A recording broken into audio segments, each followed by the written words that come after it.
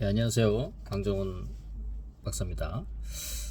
이번 주에 이제 2기 10주차 문제에서 2000 대법원 2022년 11월 24일 날 선고한 2018도 67 전합제 판결을 이제 문제로 냈습니다.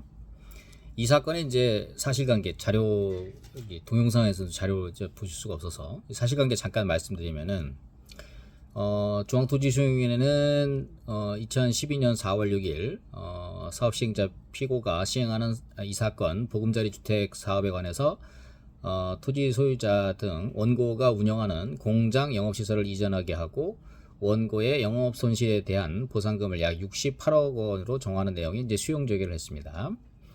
원고는 위 보상금을 이의를 유보하고 수령한 뒤에 보상금 증액을 구하는 소를 제기했는데요. 원고의 채권자들은 소송 제기일 이후에 원심 판결 선고일 이전에 원고의 피고에 대한 손실보상금 채권에 대해서 압류 추심 명령을 받았습니다. 자, 소송 경과를 보면요. 자, 1심에서 원심 모두 원고의 정당한 보상금을 다시 산정하였다. 그래서 원고는 1심에서는 약 80억 원을 받게 됐고요. 2심에서는 약 100억 원 정도의 보상금을 인정받아서 일부 승소 판결을 받았습니다. 피고는 원심 판결 선고 시까지 손실보상금 채권에 대해서 압류 추심 명령을 받았던 사실에 대해서 아무런 이의를 제기하고 있지 않다가 상고심에서 처음으로 압류 추심 명령으로 인한 채무자인 원고, 토지 소유자 등이죠. 원고가 당사자 적격을 상실하였다고 상고 이유를 이제 주장했습니다. 종전 판례를 보면요, 이 종전 판례에서는 이 사건에 대해서 민사소송의 그 경우에 채무자의 제3채무자에 대한 채권에 관해서 압류랑 추심명령, 압류 및 추심명령이 있게 되면은 제3채무자에 대한 이행해소는 추심 채권자만 제기할 수 있고 채무자에 의해서 이행해소가 이미 제기된 경우에도 채무자는 그 소송을 수행할 당사자 적격을 상실한다. 이런 보고 있는 거죠. 그래서 이 사건이 그래서 이러한 법리는 손실보상 증액 청구 소송에서도 그대로 적용된다. 그래서 2013도 9516 사건에서 그 손실보상 증액 청구 소송에서 추심 압류 및 추심 명령을 받은 토지 소유자의 경우에 있어서 당사자 적격을 상실한다. 이게 이제 종전의 이제 판례였어요. 그래서 이게 지금 피고도 그냥 가만히 있다가 지금 상고심에서 그 압류랑 추심 명령을 받은 토지 소유자가 야 이거 뭐 너네 그 당사자 적격 상실한 거 아니야? 이렇게 이제 주장을 하게 된 거죠. 그래서 대법원에서 이제 판단을 하게 된 사건인데요. 자, 이 사건의 이제 그 쟁점으로 본다 그러면 토지 보상법이 이제 어떻게 보면 이제 우리 공법의 영역이 있고 85조 2항이 이제 그 보상금 증감 청구 소송인데 여기에 이제 특별한 규정이 없으면은 우리 이제 행정소송법을 따르도록 하고 있죠. 그래서 행정소송법 제 8조 2항에 보면은 우리 그 규정 자체가 행정소송에 관해서 이 법에 특별한 규정이 없으면은 민사소송법, 민사집행법 규정을 이제 준용하도록 하고 있는데요. 우리 이제 민사집행법 제 227조 제 1항에 보면은 금전 채권을 압류한 때에는 법원은 제3채무자에게 채무자에 대한 지급을 금지하고 채무자에게 채권의 처분과 용수를 금지해야 한다라고 규정하고 있고 우리 민사집행법 제 229조 제 2항은 추심명령이 있는 때에는 압류 채권자는 대위 절차 없이 압류 채권을 추심할 수 있다라고 이제 그 규정을 하고 있습니다.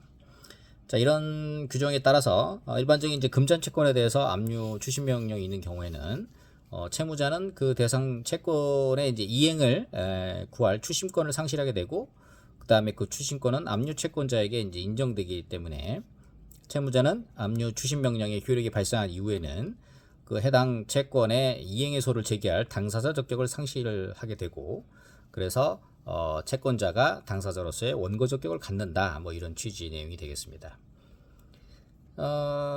그렇다면은 이 토지보상법에 규정하고 있는 85조 제 2항 토지 소유자 등이 보상금 증액의 청구소를 제기할 때 사업 시행자를 이제 각각 우리 피고로 하잖아요. 사업 시행자 때는 토지 소유자를 피고로 하고, 토지 소유자가 원고일 때는 사업 시행자를 피고로 하도록 규정하고 있는데, 이 규정을 따르면 보상금 우리 증액 청구의 소송에서는 명시적으로 봤을 때 법률관계 한쪽 당사자인 토지 소유자 등이 사업 시행자를 상대로 제기하는 이제 당사자 소송의 형식이긴 합니다만은 실질적으로는 관할 토지 수용인의 재결이라고 하는 처분을 다투는 이제 항고 소송의 성격을 갖고 있습니다. 그래서 우리를 보통 우리 형식적 당사자 소송이라 해서 법률관계 일방 당사자 소송이긴 한데 형식은 실질적으로는 재결이라는 처분을 다투는 소송이다. 그래서 그러면 이제 행정소송법상으로도 원고적격을 보면 제 12조 규정에서 처분 등의 취소를 구할 법률상 이익 있는 자가 원고적격을 가진다라고 규정을 하고 있습니다. 자, 그렇다 그러면 이 사건에서 나온 압류 추심 채권자가 이러한 재결을 다툴 법률상 이익이 있는지, 이것이 이제 주요한 쟁점이 될 수 있겠습니다. 일단 그 대법원 판례는 결론부터 말씀드리면은 토지보상법상 손실보상금에 대한 채권에 대해서 압류 및 추심 명령이 있더라도 채무자인 토지 소유자가 손실보상금 증액의소를 제기하고 그 소송 수행할 당사자 적격을 상실하지 않는다, 이렇게 지금 결론부터 내고 있는데요. 여기에서 이제 주요한 포인트가, 여기서 이제 재결이 나오잖아요. 관할 토지 수용에서 한 재결에 대해서 제3채무자는 이것을 다투려고 하면, 이 법률상 이익에 대해서는 판례가 직접적이고 개별적인 구체적 법률상 이익이 있어야 되는데, 그 제3채무자가 금전채권을 압류했다 하더라도 이에 대해서 직접적이고 개별적이고 구체적인 법률상 이익이 없다, 이렇게 지금 보는 거고요. 그 다음에 이 토지보상법에서는 이제 손실보상 채권을 이제 확정 지으려고 그러면은 법상 이제 규정되어 있는 게, 우리 토지보상법 제34조 규정에 따라서 재결 전취주의를 채택하고 있습니다. 즉 재결 절차를 통해서 구체적인 권리의 존부라든지 범위, 보상금의 책정, 이런 것들이 이제 재결을 통해서 확정이 되는 상황이죠. 그래서 토지 소유자 등의 이제 채권자가 장래 확정될 손실보상 채권에 관해서 압류 추심 명령을 받을 수는 있죠. 압류 추심 명령을 받을 수 있지만, 이러한 그 토지보상법에서 토지 소유자 등이 갖고 있는 보상금 협의라든지 내지는 뭐 이의 신청이라든지 뭐 재결 전취주의 이런에서 이게 참여하게 된다든지, 이런 부분에 대한 참여할 자격까지 취득하는 것이냐, 이 부분은 대법원에서는 그렇게 보지 않는다, 이렇게 보는 거죠.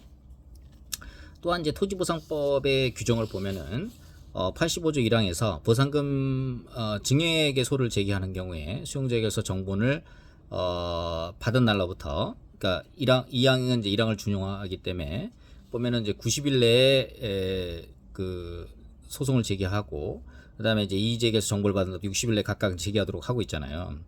그런데 이 손실보상 채권에 대해서 압류랑 추심 명령을 받은 제3자가 만약에 이런 걸 했다, 압류 추심 명령을 받았다, 그러면은 그 토지 소유자 등에게 소송 수행할 당사자 적격이 없다, 그렇죠? 그래서 사실상 이제 법률상 이익이 없다, 그러면 이제 우리가 소송할 때 이거를 우리가 각하라고 하잖아요.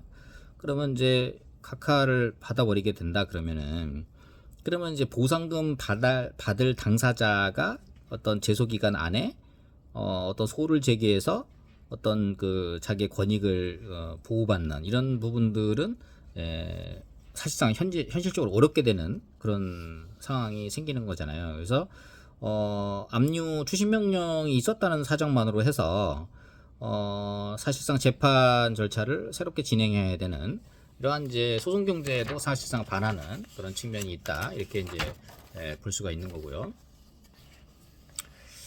그 다음에 그 제3채무자인 경우에 있어서는 압류나 이제 그 추심 명령을 받았다, 이렇게 낸다 그러면은 사업 시행자 입장에서 보면은 그 공탁을 하면 이제 지급을 자기는 이제 이런 그 이제 지급 의무를 면하게 되는 거고요.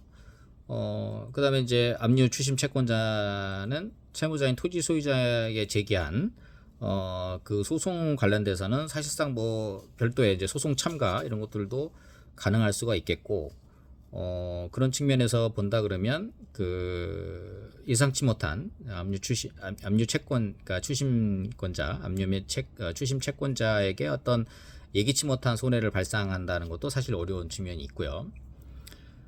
그다음에 이 토지 등의 소유자가 갖게 되는 이러한 이제 그 행정 우리가 소송에서 어떤 그 처분을 다툴 어떤 실익 이런 게 있는 건데, 여기까지 범위를 확장해서 압류 추심 채권자가 그러한 권리를 갖게 된다는 것도 현실적으로 보기 어렵다. 아까 전에 말씀드린 것처럼 일단은 보상을 받으려면은 토지 소유자와 사업 시행자는 협의를 해야 되고, 그 다음에 그 협의가 안 되면 이제 재결 전추지를 채택하고 있잖아요. 그 다음에 이제 재결이 나오게 되면 다시 이의신청 행정소송 이런 과정을 거치도록 하는 이런 부분이 있는데, 이게 압류 추심 채권자가 이거를 참여해서 할 수가 있느냐 이런 부분에 있어서는 해당 규정의 취지를 봤을 때는 이러한 불복, 뭐 협의를 한다든지 이의신청하다든지 또는 재결에 대한 어떤 보증서를 제기한다든지 이런 부분에 있어서는 토지 소유자 등의 어떤 전속적인 권리로 보는 것이 타당하고, 압류 추심 채권자가 이 압류 추심을 받았다는 것만으로 이러한 그 어떤 쟁송 절차, 어떤 그 토지보상법상의 어떤 절차 참여권까지 부여된다, 이런 것은 현실적으로 좀 어려운 측면이 있지 않느냐, 이런 측면이 볼 수가 있겠고요. 그 다음에 이제 사업시행자가 이제 국가, 지자체라든지 이런 관계다 그러면은 우리가 사업 인정 후에는 토지 소유자의 관계에서 이제 공법 관계로 보통 봅니다. 그렇게 되면은 막강한 어떤 수용권을 갖게 되는 측면이 있고, 피수용자의 재산권 보호 측면에서도 이거를 이제 막무가내로 인정한다 이러면은 피수용자 입장에서는 굉장히 좀 억울한 측면이 있을 수 있고요. 그래서 정당한 보상을 받을 토지 소유자 등의 어떤 법적 지위라든지 이런 측면에서 봤을 때 제3채무자, 그러니까 채권의 어떤 추심이나, 그렇죠? 압류 추심 명령을 받은 제3채권자에 의해서 그 손실보상금액 증액 청구 소송에서 그거를 압류 추심 명령을 받은 자가 당사 적격까지 갖게 된다는 것은 상당히 불합리한 결과를 초래한다, 이렇게 볼 수가 있겠습니다. 그런 측면에서 봤을 때 2018도 67 판결은 상당히 그 의미가 있다, 이렇게 볼 수가 있겠습니다. 이번에 제가 새롭게 나온 문제를 이렇게 문제화해서 여러분들이 굉장히 좀 어렵다 생각할 수가 있는데, 상당히 좋은 판례라고 생각이 들고요. 이게 문장을 보면은 굉장히 그 멋진 내용들도 많이 있어요. 보면은 이 판례 자체가 보여주고 있는 아주 상당히 매력적인 그런 이제 문장들도 많이 있는데, 그런 부분들은 여러분들이 한번 잘 살펴보시면은 뭐 굉장히 좋을 것 같고요. 이왕 제가 이렇게 했으니까 같이 한번 이 내용을 한번 이제 보시면은 좋을 것 같습니다. 그래서 제가 볼 때는 만약에 올해 시험을 낸다 그러면은, 만약에 제가 시험위원이다 그러면은 이 문제 꼭 내줘야 되지 않겠습니까? 이번에 전화 판결도 나왔고 하면은 이거 한번 여러분들 한번 이렇게 시험에 한번 내주고 그래줘야 이게 또 상당히 좀 홍도도 높고, 그렇죠? 보상법 공부하는 사람 입장에서도 그렇고 상당히 좋을 수 있잖아요. 그래서 한번 내주시면은 좋을 것 같은데, 모르겠습니다. 어떻게 내주실지 안 내줄지 좀 모르겠는데, 어쨌든 잘 내주시면 좋겠어요. 제 생각은 그렇습니다. 잘 내주셔가지고 그냥, 그죠? 여러분들이 참고를 하시면은 아주, 이게 이제 대법원에서 이거 판례 내면서 이제 보도자료도 냈어요. 보도자료도 되고, 그래서 여러분들이 살펴보시면은 뭐 상당히 도움 될 것 같고요. 여기서 아주 중요한 법리 부분은 제가 쭉 말씀을 드렸고, 여기 이제 현실적인 문제도 제기하고 있죠.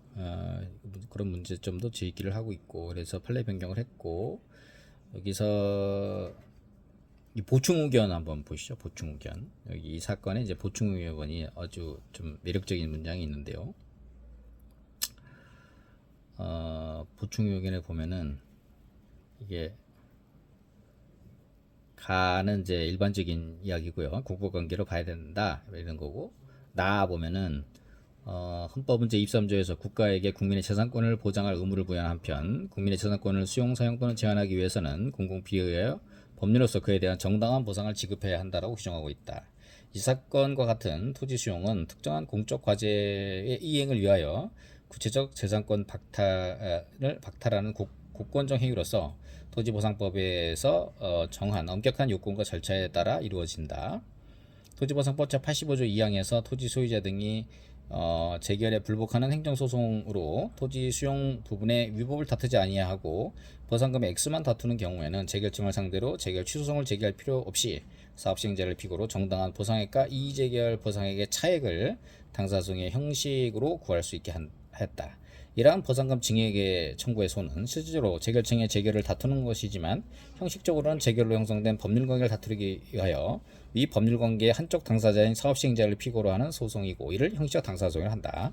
그리고 친절한 금자씨로 잘 해설을 해주고 있습니다. 그래서 이거는 이제 그래서 이 사건과 같은 보상금 증액의 소에서 토지 소유자 등의 손실보상금 채권에 관해서 압류 및 추심 명령이 있더라도 토지 소유자 등에게 당사자 적격을 유지시켜 조속히 공법상 법률관계를 확정시킬 필요성이 크다.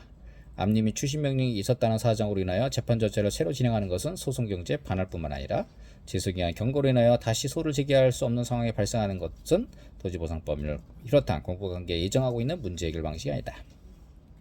이 부분이 아주 멋있는 부분이에요. 다 정의의 여신상은 천으로 눈을 가리고 있다. 이는 법 앞에 평등을 의미하는 것으로 소송 당사자 중 어느 한쪽에 치우치지 말고 사사로움이나 편견 없이 공평하게 심판할 것을 상징한다. 이 여신상은 대등한 당사자 관계를 전제로 한다. 그러나 오늘날 우리 사회는 대등한 관계를 갖지 못하는 법률관계가 곳곳에 존재하고 있다. 당사자가 대등하다는 전제를 갖추지 못한다면 정의의 여신은 눈을 가려서는 안 되고 눈을 크게 떠서 구체적 개인에게 그의 지위에 상응하는 권리를 찾아주는 것이 필요하다.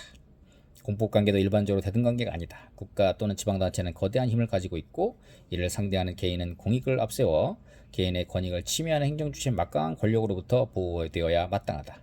이러한 의미에서 공법관계에 관한 정의의 여신상은 눈을 부릅뜨고 있는 것이어야 한다. 현행 행정소송법은 1984년 12월 15일 전부 개정이 이루어진 이래 현재 46개 조문으로 된 낡은 틀을 유지하고 있다. 이는 국가 등 행정주체 권력에 대응하여 개인의 권익을 구제하는 데 크게 부족하다. 우리 사회의 변화와 발전에 걸맞는 선진화된 행정소송법을 갖추는 것은 책임행정에 대한 국민의 갈등을 해소하기 위한 우리의 시대적 요청이다. 행정소송법의 전면 개정이 절실하다. 이상과 같이 보충 의견을 밝힌다. 우리 훌륭한 대법관님이십니다. 그렇죠? 이런 보충 의견, 우리 안상철 대법관님의 보충 의견도 좋았습니다. 그렇죠?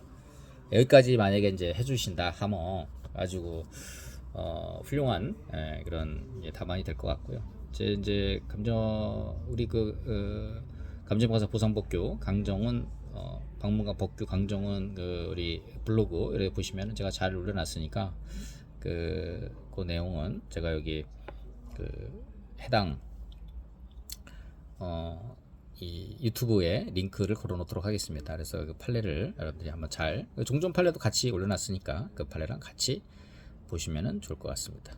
새로운 문제 새롭게 한번 접근을 했는데 처음 보셔가지고 좀 어려울 것 같아서 제가 전주부터 이게 예고를 하고 말씀을 드렸는데 아마 이제 처음 써보셔가지고 좀 어렵지 않겠나 이렇게 봅니다. 그래도 이번 참에 잘 풀어보시고 다음번에 또 좋은 기회로 또 잘 하시면 좋을 것 같습니다. 오늘 판례 해설 여기까지 마치죠. 감사합니다. 여러분 공부 많이 하셔가지고 좋은 성적 갖추시면 좋을 것 같고 또 실무를 하시는 분들은 또 이런 판례를 통해서 보증소에서는 압류 및 추심 명령을 가졌다 하더라도 토지 소유자 등에게 뭐 이런 거 했다 하더라도 소송 수행할 당사자 적격 이런 거를 상실하는 것이 아니다.